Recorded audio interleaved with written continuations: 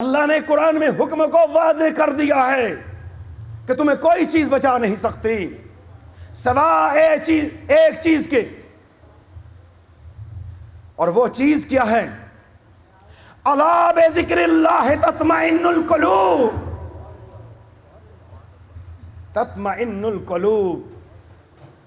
اللہ نے ایک جزو کا، ایک پارٹ کا ذکر قرآن میں کیا ہے، ورنہ اللہ تعالیٰ آنکھ کا ذکر کرتا، کانوں کا ذکر کرتا، زبان کا ذکر کرتا، ہاتھ پاؤں کا ذکر کرتا، صدر مقام کا ذکر کیا جس کے متعلق قرآن میں اللہ فرماتا ہے الم نشرح لک صدرک، صدر مقام کا ذکر کیا ہے۔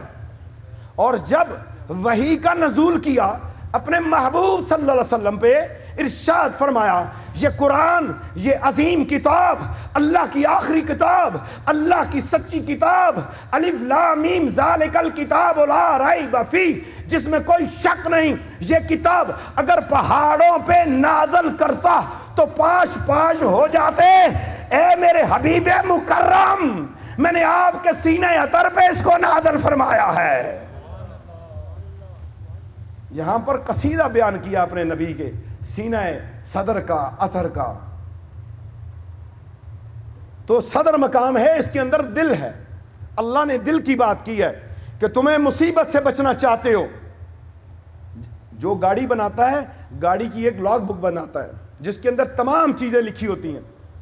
اللہ نے اس انسان کو بنانے کے بعد قرآن میں متعدد جگہ پہ اس کا ذکر کیا ہے، کبھی اس کی خلقت کا بیان کیا ہے کہ بڑا خوبصورت میں نے بنایا ہے، اور کہیں اس کے ہاتھ پاؤں کا ذکر کیا ہے، لیکن اس مقام پہ تطمئن القلوب ارشاد فرما کے بتا دیا کہ جو بھی مصیبت آتی ہے اس کا براہ راست اثر دل پہ ہوتا ہے۔ دل پہ مصیبت نازل ہوتی ہے، اور انسان کی اموات بھی ہارٹ اٹیک سے ہوتی ہیں۔ خواہ کوئی بھی انسان میں نقص آئے، کڈنی کا آ جائے، اس کے لیور کا آ جائے، اس کا برین کا معاملہ آ جائے، ہارٹ جب پمپ کرنا چھوڑ دیتا ہے تو موت واقع ہو جاتی ہے۔ کل نفس ذائقۃ الموت، ہر انسان نے موت کا ذائقہ چکھنا ہے، لیکن سب کی موت کے انداز الگ الگ ہیں۔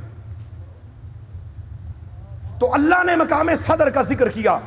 اے میرے روحانی دینی بھائیوں، میرے سمیت آپ سارے کسی نہ کسی مصیبت اور تکلیف اور پریشانی کے اندر ضرور ہوتے ہیں۔ تو قرآن نے اس کا درس دیا ہے کہ جب تم پہ مصیبت آئے، تکلیف آئے، تم نے نماز کو قائم کرنا ہے، صبر کرنا ہے، اور دل کے ساتھ اللہ کو یاد کرنا ہے۔ مزید ویڈیوز دیکھنے کے لیے محمدی رونی قافلہ کے آفیشیل چینل کو سبسکرائب کریں اور بیل آئیکن کو پریس کریں۔